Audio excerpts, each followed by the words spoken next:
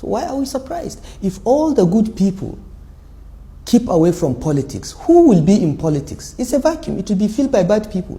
If all the good people go abroad or join the private sector, who is going to be in government?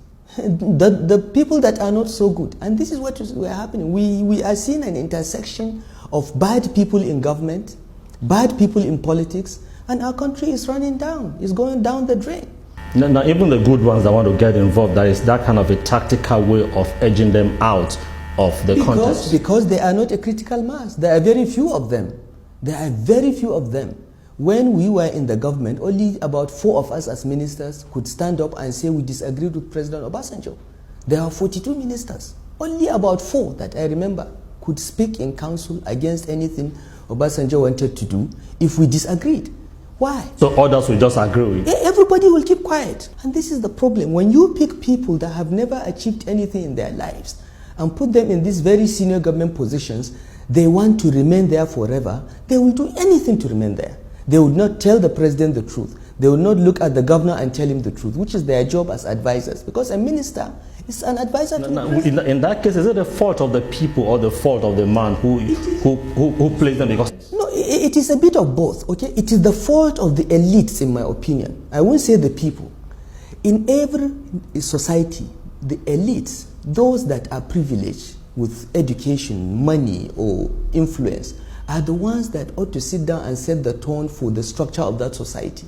Okay? If our elites have chosen not to go into politics and set that tone, as I said, there is a vacuum, the bad ones will take over. We've seen that in Nigeria. So there is that. It is also true that the leader that picks those around him is culpable, because you are responsible for those you select.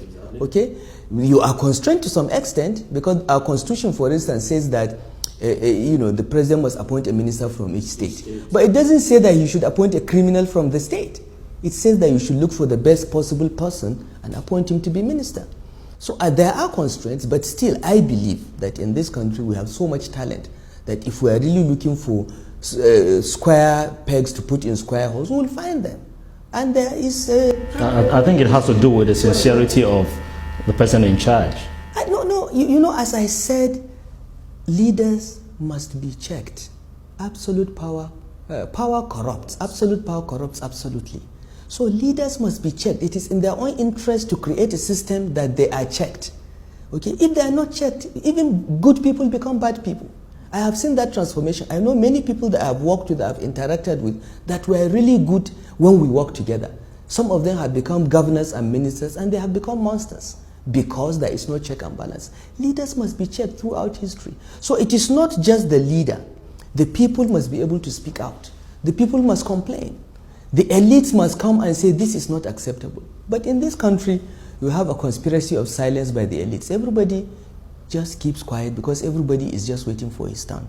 And it is not taking us anywhere. We are all going to be consumed by this crisis. This keg of gunpowder that we're sitting on, in which 75% of the population is below the age of 35, they have no jobs, no hope, and they have not seen a country that ever functioned.